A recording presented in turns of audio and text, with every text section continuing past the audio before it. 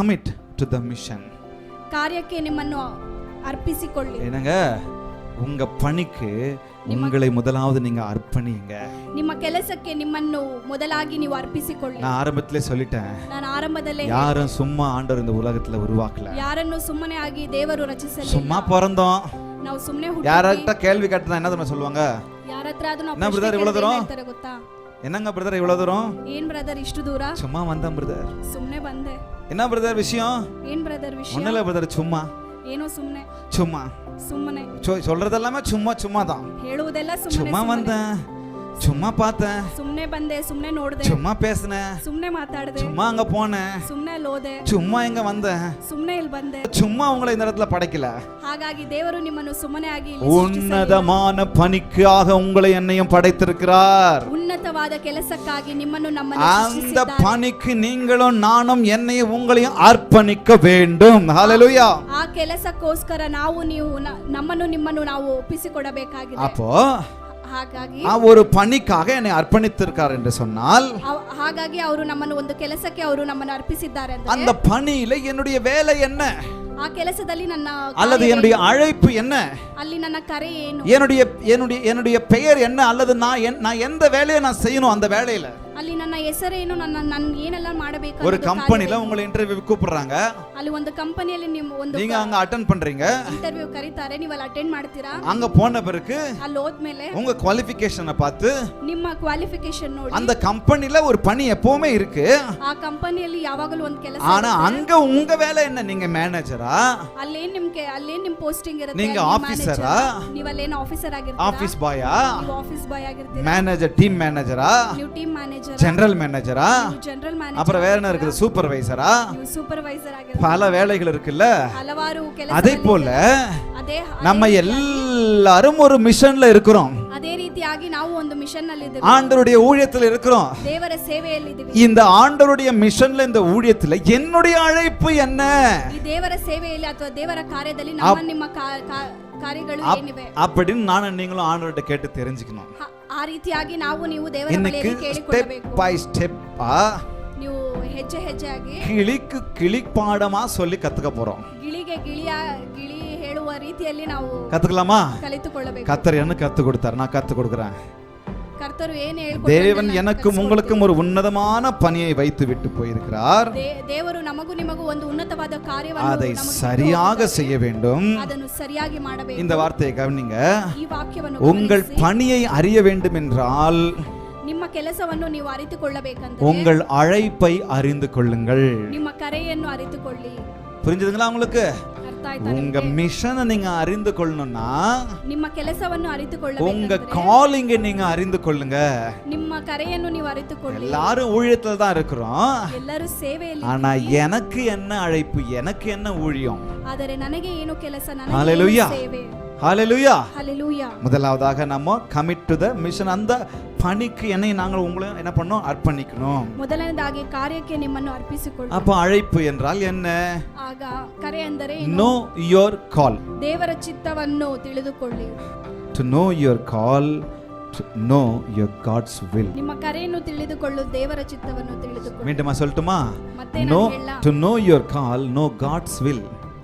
ನಿಮ್ಮ ಕರೆಯನ್ನು ತಿಳಿದುಕೊಳ್ಳಲು ದೇವರ உங்கள் ಚಿತ್ತವನ್ನು அழைப்பை அறிய வேண்டும் என்று சொன்னால் தேவ சித்தம் என்ன என்பதை அறிந்து கொள்ள வேண்டும். நானும் நீங்களும் ನಾವು ನೀವು ದೇವರ ಚಿತ್ತವನ್ನು ತಿಳಿದುಕೊಳ್ಳಬೇಕು. வேதம் சொல்லுகிறது, ವಾಕ್ಯವು ಹೇಳುತ್ತದೆ, ரோமர் 12:2ல ರೋಮಾಪುರದವರಿಗೆ நீங்கள் இந்த பிரபஞ்சத்திற்கொத்த வேஷம் தெரியாமல் ಇಹಲೋಕದ ನಡವಳಿಕೆಯನ್ನು ಅನುಸರಿಸದೆ தேவனுடைய நன்மையும் பரிபூரணமுமான சித்தம் என்னதென்று ನೂತನ ಮನಸ್ಸನ್ನು ಹೊಂದಿಕೊಂಡು ಪರಲೋಕ ಭಾವದವರಾಗಿರಿ. எதை அறிந்து கொள்ளணுமா? ಯಾವುದನ್ನು இந்த ಅರಿತುಕೊಳ್ಳಬೇಕು? உலகத்திற்கு ஏத்த மாதிரி நாம் போக கூடாது.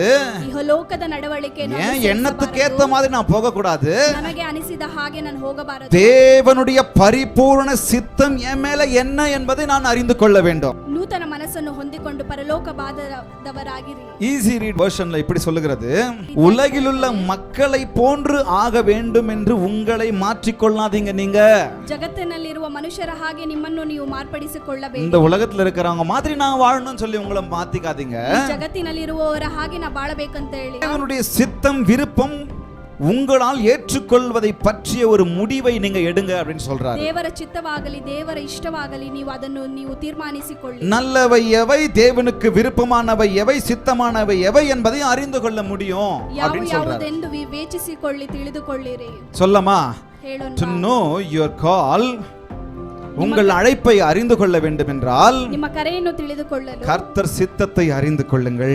ದೇವರ ಚಿತ್ತವನ್ನು ತಿಳಿದುಕೊಳ್ಳಿ. இரண்டாவதாக ಎರಡನೇದಾಗಿ கர்த்தர் சித்தத்தை அறிந்து கொள்ளணும்னு சொன்னா ದೇವರ ಚಿತ್ತವನ್ನು ತಿಳಿದುಕೊಳ್ಳಲು கர்த்தர் இருதயத்தை அறிந்து கொள்ளணும். ದೇವರ ಹೃದಯವನ್ನು ತಿಳಿದುಕೊಳ್ಳಿ. அப்படிதானே?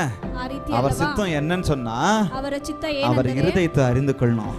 ಅವರ ಹೃದಯವನ್ನು அவர் உங்களை குறித்து என்ன நினைக்கிறாரு, ಅವರು ನಿಮ್ಮನ್ನು ಕುರಿತು ಏನು உங்க ಅನ್ಕೊಳ್ತಾರೆ, மேல என்ன வச்சிருக்கிறாரு, ನಿಮ್ಮ ಮೇಲೆ ಏನು ಇಟ್ಟಿದ್ದಾರೆ, உங்க மேல என்ன ஆசையை வச்சிருக்கிறாரு, ನಿಮ್ಮ ಮೇಲೆ ಏನು உங்களை ಆಸೆಗಳಿಟ್ಟಿದ್ದಾರೆ, குறித்து என்ன நினைச்சிட்டு இருக்காரு, ನಿಮ್ಮನ್ನು ಕುರಿತು ಏನು நீங்க ಅನ್ಕೊಳ್ತಾರೆ, எப்படி போகணும், எப்படி வாழணும், எப்படி இந்த உலகத்துல நடக்கணும்னு வச்சிருக்கிறாரு. ನೀವು ಯಾವ ರೀತಿ ಹೋಗಬೇಕು, ಯಾವ ರೀತಿಯಲ್ಲಿ ಈ ಜಗತ್ತಲ್ಲಿ ಇರಬೇಕು ಅಂತ ಹೇಳಿ ಅವರು ನಿಮ್ಮ ಮೇಲೆ ಇಟ್ಟಿದ್ದಾರೆ. அவர் இருதயத்தை அறிந்து கொள்ளணும். ಅವರ ಹೃದಯವನ್ನು அவர் ತಿಳಿದುಕೊಳ್ಳಬೇಕು. சித்தத்தை அறிந்து கொள்ள வேண்டும் என்றால் ಅವರ ಚಿತ್ತವನ್ನು ತಿಳಿದುಕೊಳ್ಳಬೇಕೆಂದರೆ அப்பாவின் இருதயத்தை அறிந்து கொள்ளணும். ತಂದೆಯ ಹೃದಯವನ್ನು என் ತಿಳಿದುಕೊಳ್ಳಬೇಕು. பிள்ளை என் மனசுல இருக்கிறது தெரிஞ்சுக்கணும்னா அவர் என்ன பண்ணணும்? ನನ್ನ ಮಗನು ನನ್ನ ಮನಸ್ಸಿನಲ್ಲಿ ಇರುವುದನ್ನು என் ತಿಳಿದುಕೊಳ್ಳಬೇಕು. விருப்பத்தை தெரிஞ்சுக்கொள்ளணும்னா அவன் என்ன பண்ணணும்? என் இருதய துடிப்பு என்ன சொல்லுதுன்னு அவன் புரிஞ்சுக்கணும்.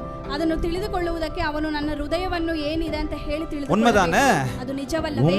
உங்க ஃப்ரெண்டோ அல்லது உங்க பிள்ளைகளோ உங்களுடைய மனசுல என்ன இருக்கு அப்படின்னு சொல்லி தெரிஞ்சுக்கணும்னா உங்க இருதயத்தை அறிந்து கொள்ளணும். அவங்க ನಿಮ್ಮ ಸ್ನೇಹಿತರು ಅಥವಾ ನಿಮ್ಮ ಪೋಷಕರು ಆಗಲಿ ನಿಮ್ಮ ಮನಸ್ಸಿನಲ್ಲಿ ಏನಿದೆ ಅಂತ ಹೇಳಿ ಅವರು ತಿಳಿದುಕೊಳ್ಳಬೇಕು. அப்படி அறிந்து கொள்ளணும்னா அப்பா அவருடைய விருப்பத்தை சித்தத்தை நிறைவேற்ற முடியாது. ಆ ರೀತಿ ತಿಳ್ಕೊಂಡಿಲ್ಲ ಅಂದ್ರೆ ಅವರು ತಂದೆಯ ಒಂದು ಕಾರ್ಯವನ್ನು ನೆರವೇರಿಸುವುದಕ್ಕೆ பெத்மாசையா பாடுறாரு, இயேசு ராஜா உம் இதய துடிப்பை அறிந்து கொள்ளும் பாக்கியம் தாரும், உம் ஏக்கமெல்லாம் நிறைவேற்ற கிருபையை தாரும். என்னங்க, உங்க இருதய துடிப்பை அறிந்து கொள்ற பாக்கியத்தை தாங்க ஆண்டவரே. ನಿಮ್ಮ ಹೃದಯದ ಮಿಡಿತವನ್ನು ತಿಳಿದುಕೊಳ್ಳಕ್ಕೆ ನಮಗೆ ಭಾಗ್ಯವನ್ನು ಕೊಡಿ. அவர் இருதயத்தை அறிந்து கொள்ளணும். ಅವರ ಹೃದಯವನ್ನು பக்கத்துல பார்த்து சொல்லுங்க, ಪಕ್ಕದಲ್ಲಿ ನೋಡಿ. உங்க இருதயத்தை இல்ல, ನಿಮ್ಮ ಹೃದಯವನ್ನು உங்க இஷ்டத்தை அல்ல, ನಿಮ್ಮ ಇಷ್ಟವನ್ನು உங்க சித்தத்தை அல்ல, ನಿಮ್ಮ ಚಿತ್ತವನ್ನು உங்க வழிய அல்ல. ನಿಮ್ಮ ದಾರಿಯನ್ನು நான் கண்டதை யோசிப்பேன். ನಾನು ಕಂಡದ್ದನ್ನು நான் அது ಯೋಚನೆ பண்ணணும், நான் இதை பண்ணணும், நான் அங்க போகணும், நான் இங்க போகணும், நான் அதை சாதிக்கணும், அதை பிடிக்கணும், இதை கட்டணும், ನಾನು ಅದನ್ನು ಮಾಡಬೇಕು, ಇದನ್ನು ಮಾಡಬೇಕು, ನಾನು ಇದನ್ನು ಸಾಧನೆ ಮಾಡಬೇಕು, ನಾನು ಅದನ್ನು ಕಟ್ಟಬೇಕಂತ ಹೇಳ್ಬಿಟ್ಟು இந்த வருஷத்துக்குள்ள இதை பண்ணி முடிச்சிடணும், ಈ ವರ್ಷದಲ್ಲಿ ಇದನ್ನು ಮಾಡಿ இத்தனை ಮುಗಿಸಬೇಕು, வருஷத்துக்குள்ள இந்த போஸ்ட்ல போய் நின்னுடணும், ಈ ವರ್ಷದಲ್ಲಿ ಇಷ್ಟು ಪೋಸ್ಟ್ಗೆ இந்த காரியத்தை முடிச்சிடணும், அந்த விஷயத்தை முடிச்சிடணும். ಈ ಕಾರ್ಯವನ್ನು ಮಾಡಬೇಕು, ಆ ಕಾರ್ಯವನ್ನು ಮಾಡಿ ಮುಗಿಸಬೇಕು. கொஞ்சம் பொறுமையா இருங்க. ಸ್ವಲ್ಪ ಸಮಾಧಾನ. உங்க இஷ்டம் இல்ல, ಅದು ನಿಮ್ಮ உங்க ಇಷ್ಟವಲ್ಲ, சித்தம் இல்ல, ಅದು ನಿಮ್ಮ ಚಿತ್ತವಲ್ಲ, உங்க சிந்தனை இல்ல, ಅದು ನಿಮ್ಮ ಚಿಂತೆ உங்க ಅಲ್ಲ, நினைவு இல்ல, ಅದು ನಿಮ್ಮ உங்க ನೆನಪು, யோசனை இல்ல. ಅದು ನಿಮ್ಮ ಯೋಚನೆ. அவர் இருதயத்தை அறிந்து கொள்ள வேண்டும். ಅವರ ಹೃದಯವನ್ನು ತಿಳಿದುಕೊಳ್ಳಬೇಕು. ஏன் இஷ்டப்படி நான் போனேன்னு சொன்னா ನನ್ನ ಇಷ್ಟದಂತೆ ಹೋದರೆ நான் குழியில தான் விழுவேன். ನಾನು ಹಳ್ಳದಲ್ಲೇ ಬೀಳುತ್ತೇನೆ. ஏன் இஷ்டப்படி நான் போறேன்னு சொன்னா ನನ್ನ ಇಷ್ಟದಂತೆ ಹೋದರೆ எனக்குன்னு ஒரு லிமிட் இருக்கு, அந்த லிமிட்டுக்குள்ள தான் இருப்பேன். ನನಗೆ ಒಂದು ಎಲ್ಲೆ ಇರುತ್ತದೆ. ஆனால் என் கர்த்தர் சித்தத்தை அறிய அவர் இருதயத்தை நான் அறியும் போது ಆದರೆ ನನ್ನ ಕರ್ತನ ಚಿತ್ತವನ್ನು ನಾನು ತಿಳಿದುಕೊಳ್ಳಬೇಕಾದರೆ ஆண்டவர் சொல்றாரு, ದೇವರು ಹೇಳುತ್ತಾರೆ, என்னுடைய தாசனுக்கு நான் என் ரகசியத்தை மறைப்பேனோ, ನನ್ನ ದಾಸನಿಗೆ ನಾನು ನನ್ನ ರಹಸ್ಯವನ್ನು ನಾನು ಮರೆಸುತ್ತೇನೋ, என் பிள்ளைகளுக்கு நான் செய்ய போறத மறைப்பனா அப்படின்னு சொல்றாரு. ನಾನು ನನ್ನ ಮಕ್ಕಳಿಗೆ ನನ್ನ ರಹಸ್ಯವನ್ನು ನಾನು அப்ப ಮರೆಸುತ್ತೇನೆ. அவர் பிள்ளைகளுக்கு அவர் என்ன பண்றாரு? அவர் ரகசியங்களை, அவர் வெளிப்பாடுகளை கற்றுக் கொடுக்கிறார். ಆಗ ಅವರು ತನ್ನ ಮಕ್ಕಳಿಗೆ ತನ್ನ ರಹಸ್ಯವನ್ನು ಅವರು ತಿಳಿದುಕೊಡುತ್ತಾರೆ. அப்ப நீங்களும் நானும் என்ன பண்ணணும்? ಆಗ ನೀವು ನಾವು ಏನು பக்கத்துல பார்த்து சொல்லுங்க, ಪಕ್ಕದಲ್ಲಿ ನೋಡಿ ಹೇಳಿ. அவர் சித்தத்தை தெரிஞ்சுக்கணும்னா ಅವರ ಚಿತ್ತವನ್ನು ನಾವು ತಿಳಿದುಕೊಳ್ಳಬೇಕಂದ್ರೆ அவர் இருதயத்தை தெரிஞ்சுக்கணும். ಅವರ ಹೃದಯವನ್ನು ನಾವು ತಿಳಿದುಕೊಳ್ಳಬೇಕು. அவர் இருதயத்தை தெரிஞ்சுக்கணும்னா என்ன பண்றது? ಅವರ ಹೃದಯವನ್ನು ತಿಳಿದುಕೊಳ್ಳಬೇಕಾದ್ರೆ ಏನ್ ಮಾಡಬೇಕು? ஒண்ணும் இல்லங்க, ಏನೂ ಇಲ್ಲ, இந்த வார்த்தையை தெரிஞ்சுக்கணும். ಈ ವಾಕ್ಯವನ್ನು ತಿಳಿದುಕೊಳ್ಳಬೇಕು. ஹalleluya, கரங்களை தட்ட மாட்டோமா? ஹalleluya. அவர் சித்தத்தை தெரியணும்னா அவர் இருதயத்தை தெரிஞ்சுக்கணும். அவர் இருதயத்தை தெரிஞ்சுக்கணும்னா அவர் வார்த்தையை நல்லா புரிஞ்சுக்கணும். ಅವರ ಚಿತ್ತವನ್ನು ತಿಳಿದುಕೊಳ್ಳಬೇಕಾದ್ರೆ ಅವರ ಹೃದಯವನ್ನು ತಿಳಿದುಕೊಳ್ಳಬೇಕು. ದೇವರ ಹೃದಯವನ್ನು ತಿಳಿದುಕೊಳ್ಳಬೇಕಾದ್ರೆ ದೇವರ ವಾಕ್ಯವನ್ನು ತಿಳಿದುಕೊಳ್ಳಬೇಕು. ஏன் தெரியுமா? கர்த்தருடைய வேதம் குறைவற்றதும் ஆத்துமாக்களை உயிர்ப்பிக்கிறதுமாய் இருக்கிறது. ஹalleluya, ஹalleluya. கர்த்தருடைய வேதம் குறைவற்றது, ஆத்துமாக்களை உயிர்ப்பிக்கிறதா இருக்கிறது. உம்முடைய வசனம் கால்களுக்கு தீபம் என்று வேதம் சொல்லுகிறது. ನಿನ್ನ ವಾಕ್ಯವು ನನ್ನ ಕಾಲಿಗೆ ದೀಪವಾಗಿದೆ உன் ಅಂತ பாதைக்கு ಹೇಳ್ತಾರೆ. வெளிச்சம் என்று வேதம் சொல்லுகிறது. ನಿನ್ನ ಪಾದಕ್ಕೆ ಅದು ಬೆಳಕಾಗಿದೆ. புரியுதுங்களா நான் சொல்றது? ಅರ್ಥ பாருங்க, ಆಗ್ತಿದೆ ಹೇಳುವುದು. ஈஸி ரீட் வர்ஷிப்ல ஒரு வசனத்தை குறித்து இப்படியாக சொல்லுகிறது. உம்முடைய வசனத்தின் பிரசித்தம் வெளிச்சம் தந்து பேதைகளை உணர்வுள்ளவனாக்கும் என்று ஒரு வசனம் சொல்லுகிறது. அந்த வசனத்தின் ஈஸி ரீட் வர்ஷிப் சொல்லுகிறது. இதை சொல்லுங்க, ஜனங்கள் உமது வார்த்தையை புரிந்து கொள்ள தொடங்கும் போது ಜನರು ನಿಮ್ಮ ವಾಕ್ಯವನ್ನು ಅರ್ಥ ಮಾಡಿಕೊಳ್ಳುವ அது சரியானபடி வாழ்வதற்கு வழிகாட்டும் ஒளியை போன்றிருக்கிறது. ಅದು ಸರಿಯಾದ ದಾರಿಯಲ್ಲಿ ನಡೆದು ಹೋಗುವುದಕ್ಕೆ ಒಂದು ದಾರಿಯಾಗಿದೆ, ಬೆಳಕಾಗಿದೆ. உமது வார்த்தை சாதாரண ஜனங்களையும் என்னவாக்கும் தெரியுமா? ஞானமுள்ளவராக்குமா. ஹalleluya. ನಿನ್ನ ವಾಕ್ಯ ವಿವರಣೆ ಯುಕ್ತಿಹೀನರಿಗೆ ಜ್ಞಾನೋದಯವಾಗುವುದು. ஆக அவர் இருதயத்தை அறிந்து கொள்ளணும்னா ಹಾಗಾಗಿ ಅವರ ಹೃದಯವನ್ನು ತಿಳಿದುಕೊಳ್ಳಬೇಕು, வார்த்தையை புரிஞ்சுக்கங்க. ವಾಕ್ಯವನ್ನು ಅರ್ಥ ಮಾಡಿಕೊಳ್ಳಿ. என் பிள்ளை என்கிட்ட பேசாமலேயே, ನನ್ನ ಮಗು ನನ್ನ ಹತ್ರ ಮಾತನಾಡುತ್ತೆ, என்கிட்ட வார்த்தை கேட்கவே இல்லை, ಅದು ನನ್ನ ಹತ್ರ ವಾಕ್ಯವನ್ನು என்கிட்ட பேசுறதே இல்லை. ನನ್ನ ಹತ್ರ ಮಾತನಾಡಲೇ ಇಲ್ಲ. அப்புறம் என் இஷ்டம் என்னன்னு தெரியும் அவருக்கு, ಆಗ ನನ್ನ ಇಷ್ಟ ಏನು ಅಂತ என் விருப்பம் என்னன்னு தெரியும் அவருக்கு. ನನ್ನ ಇಷ್ಟವೇನು, எனக்கு கருப்பு பிடிக்குமா வெள்ளை பிடிக்குமான்னு தெரியுமா, ನನಗೆ ಕಪ್ಪು ಇಷ್ಟನಾ ಬಿಳಿ ಇಷ್ಟನಾ, எனக்கு இனிப்பு பிடிக்குமா கசப்பு பிடிக்குமான்னு தெரியுமா. ನನಗೆ ಸಿಹಿ ಇಷ್ಟನಾ ಕಹಿ ಇಷ್ಟನಾ ಅಂತ ಹೇಳಿ என் பிள்ளை என்கிட்ட என்ன பண்ணணும்? ನನ್ನ ಮಗು ನನ್ನ ಹತ್ರ ಏನ್ ಮಾಡಬೇಕು? பேசணும், ಮಾತನಾಡಬೇಕು, என் வார்த்தையை கேட்கணும். ನನ್ನ ವಾಕ್ಯವನ್ನು ಕೇಳಬೇಕು. அதே போல ಅದೇ ರೀತಿ அவர் இருதயத்தை நான் அறிந்து கொள்ள வேண்டும் என்றால் ಅವರ ಹೃದಯವನ್ನು ನಾನು அவர் ತಿಳಿದುಕೊಳ್ಳಬೇಕು, வார்த்தையை நான் தெரிந்து கொள்ள வேண்டும், புரிந்து கொள்ள வேண்டும். ಅವರ ವಾಕ್ಯವನ್ನು ನಾನು ತಿಳಿದುಕೊಳ್ಳಬೇಕು, ಅರ್ಥ ಮಾಡಿಕೊಳ್ಳಬೇಕು. அப்போ நான் என்ன பண்ண முடியும்?